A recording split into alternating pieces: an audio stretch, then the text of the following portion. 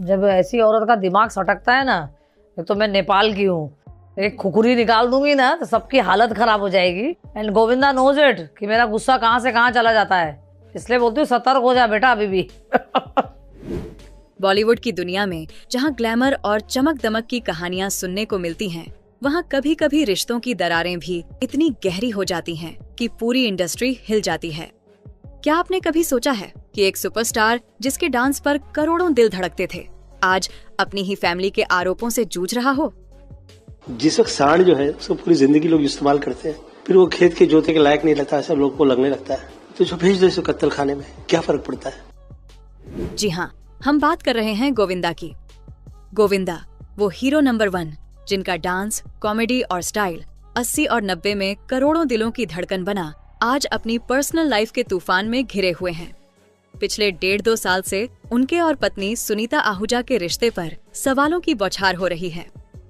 ऐसे लड़कियां बहुत आती है, बट देन तुम थोड़ी बेवकूफ है, तुम 63 का हो गया है, तुम्हारी एक अच्छी फैमिली है, सुंदर बीवी है, 2 बच्चे हैं बड़े बड़े। तो जो आरोप लगा रहे हैं वो मेरे बचपन का प्यार है। You can't do all this at the age of 63. तूने जवानी में किया, it's fine. Extra marital affairs के आरोप, तलाक की अफवाहें, परिवार से मिल रहे धोखे और एक लंबी खामोशी जो अब टूट चुकी है। हाल ही में गोविंदा ने ANI को दिए 16 मिनट के इंटरव्यू में अपना दर्द बयां किया, जो न सिर्फ इमोशनल था बल्कि कई चौंकाने वाले राज भी खोले।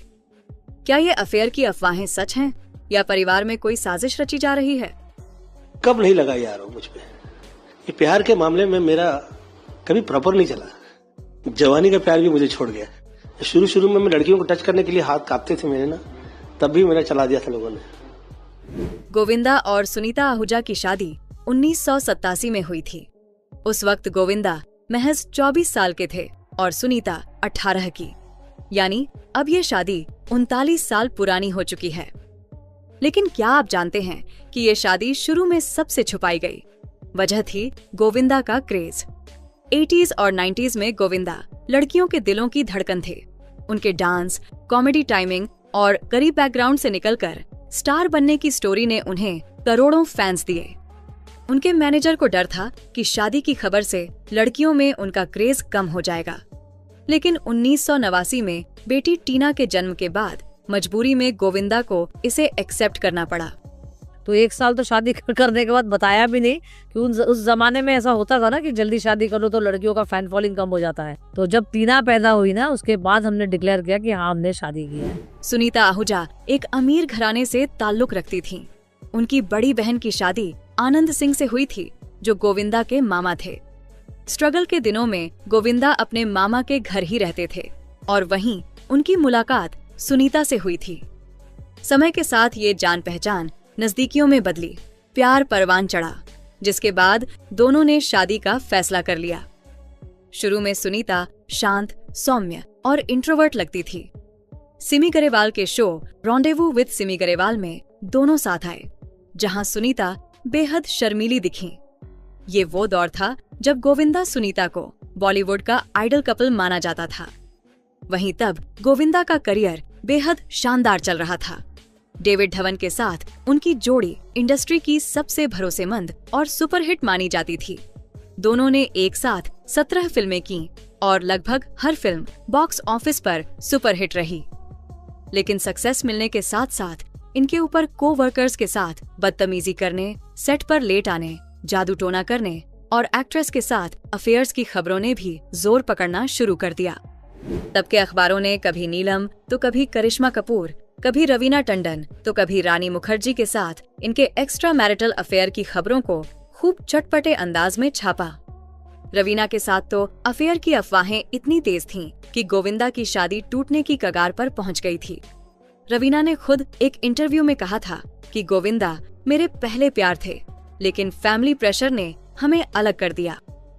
तो रवीना बोलती है अभी भी, चिच्ची तो मुझे पहले मिलता था, मैं तेरे शादी करती, मैं ले जा, पता चलेगा तेरे को। उस वक्त इनकी पर्सनल लाइफ में कई तरह के विवाद देखने को मिले। 2000 आते आते गोविंदा का करियर ढलने लगा। पार्टनर और भागम भाग जैसी फिल्में हिट हुईं, लेकिन पुराना जादू नहीं रहा। गोविंदा धीरे धीरे स्क्रीन से गायब हो गए। वो पॉलिटिक्स में गए। 2004 में कांग्रेस से लोकसभा चुनाव जीता, लेकिन 2009 में राजनीति छोड़ दी।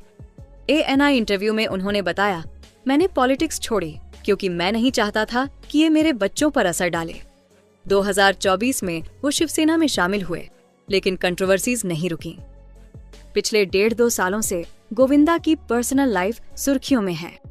कई दशकों बाद जब सुनीता कपिल शर्मा शो में गोविंदा के साथ पहुंची तो उनका बदला हुआ अंदाज देख सब हैरान रह गए।